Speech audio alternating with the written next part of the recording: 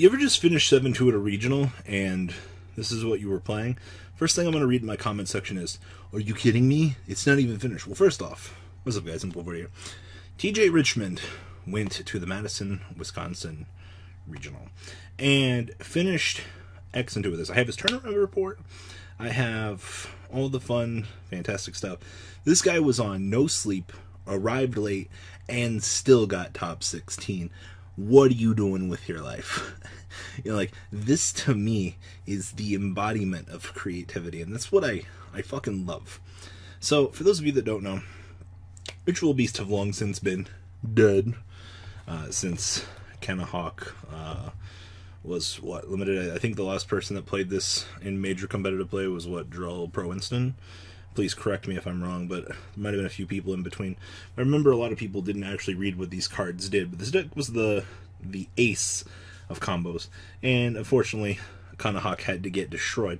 And of course, they got the revival support, which was Alti-Kuma Falgos, which is 2 Ritual Beast monsters. And it's literally just Ritual Beast monsters as card points to gain 600 attack. You can banish 1 Ritual Beast card from your graveyard immediately after that effect resolves. Bada bing, bada boom, get to normal summon 1 more. And then you can only use this effect of Kuma Falcos once per turn. Then, of course, you can return it to the extra deck, and then toggle this guy back out for a Ritual Beast monster and a Spiritual Beast monster in defense mode. So, you do get the ability to tag out, do your normal shenanigans, as they would say. But before you get too crazy down here, like I said, Mr. TJ said that he almost arrived late. He didn't have enough time to finish the extra deck. He did not have enough time to actually finish the deck in general. Now, we'll get into his tournament report here in a second, but first off, I want to say, if you guys got any decks or any information that you want to share with the internet, please send it on over. I don't bite. I actually forgot I had the MCole40 Facebook page because I've been so busy taking care of other things, you know, with the listing cards aspect of what I do. But sometimes I get behind, and actually this one was sent over and I got to this just in time, or else we might not have had this. You guys know I love very nice things, but yeah, I don't bite. It's always nice to share this information. So anyway, let's dig into the deck profile, shall we? 1 Apelio, triple Winda, triple Rimpengu, triple Kanahawk, 1 Spiritual Beast Petalfin, 1 Wen, 1 Zephyr Pilica, triple Ash Blossom, triple Ghost Ogre, triple Elder, and 1 Lara. I do have bad news for those of you that do like budget decks. Unfortunately, Ash Blossoms and Ghost Ogres galore over here. I'm sorry. Like, yeah, they're here, unfortunately. I really wish they weren't. So, it's understandable. But anyway, spells: 1 Raigeki, triple Desires, 1 Soul Charge, 2 Cosmic Cyclone, 1 Emergency Teleport, triple Steeds, 2 Ambush, triple Strike, 1 Judgment, and 1 Strike. Extract: triple Kuma Falcos, 1 Topological Bomber Dragon, 1 Dweller, 1 Baguska, 1 Utopia, and this is supposed to be Utopia the Lightning. When he sent me the file, he made note of it when I was reading the notes after I'd pulled this up. But yeah, this is supposed to be Lightning, so don't worry. He's not, in the words of somebody in the comment section, totally incompetent. The 1 Petalfin, 1 Kanahawk, 2 Alti Apelio, and 1 Alti Gaia Apelio. And then the side deck, literally just triple Veiler, 1 Dark Hole, 1 Cosmic, 1 Defissure, 1 Lose 1 Turn, 1 Anti-Spell, and 1 Improver. You notice the amount of one-ofs in this deck.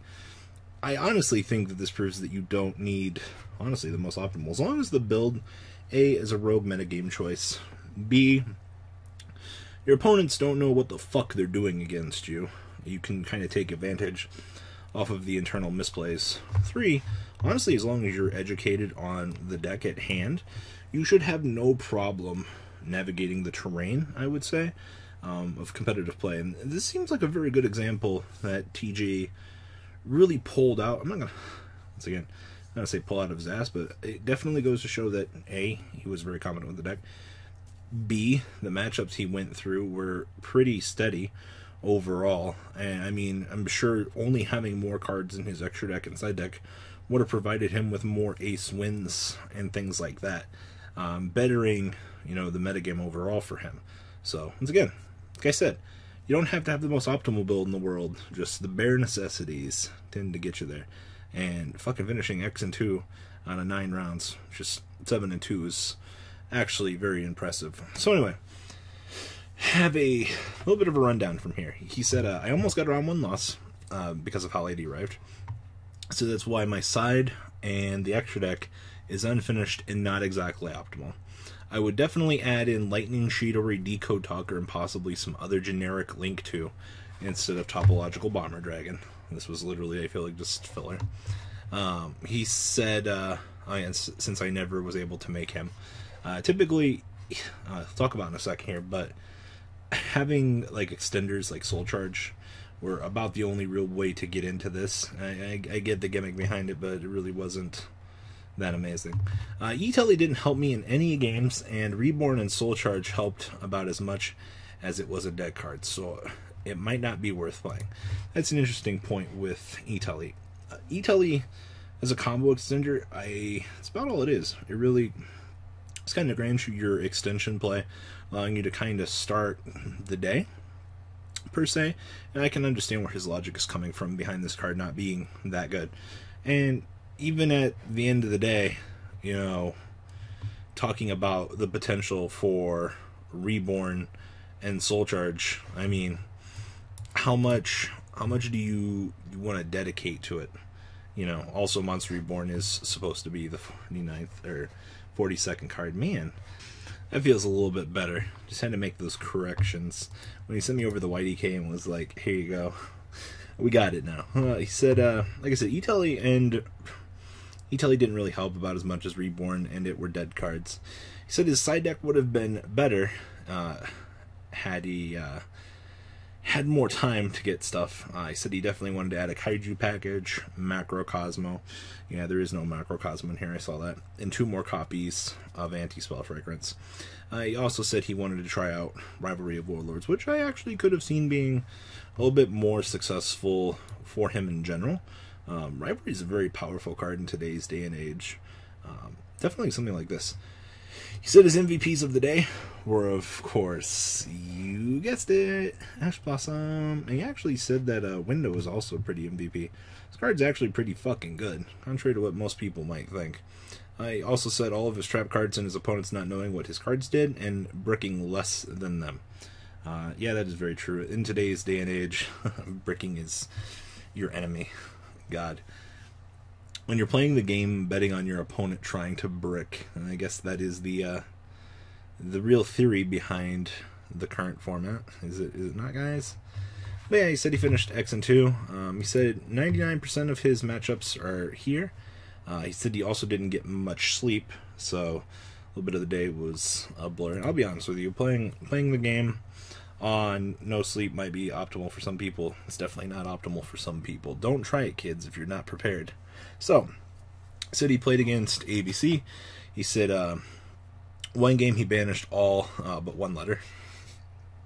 Alright. Did this guy just have amazing luck? I kind of wonder if that's what it's like. I believe round 2 was Dinosaur. The guy was getting back into the game and misplayed quite a bit. Yeah, I can see that being a problem. That's something else I talk about, like regional levels and so forth.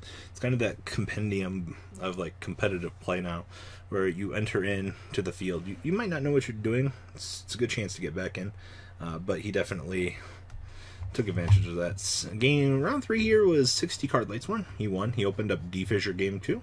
In game 3, his opponent opened up Bryant and a turn 1 set. Well, it's pretty good. So we're 3-0 at this point. Round 4 was against Pendulum, back and forth. Barely won, he said. And then round 4, I believe, yeah. We're missing like 2 rounds here. But anyway, Pendulum, yeah. ABC was the next round. He played Traps, drew them, and because of that, stopped my plays. He lost that. Invoked Mech Knight was his second loss. He lost because of Scapegoat. Then Pendulum was a win, back and forth, but ended up getting ahead. And then last round was against True Draco, which his opponent bricked game 2. I had all the answers to his plays and finished him quickly. Pretty standard, actually, I'll be honest with you, for a day.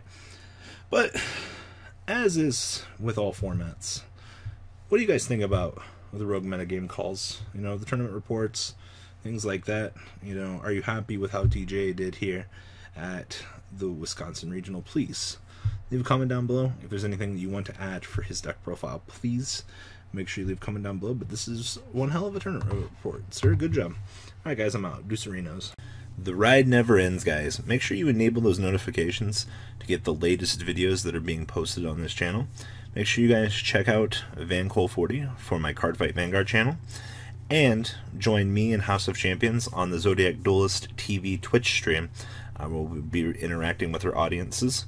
And please check out No Limit Gaming and LGTCG.com for the cheapest trading cards on the market. Thanks for watching, guys, and please have a good day.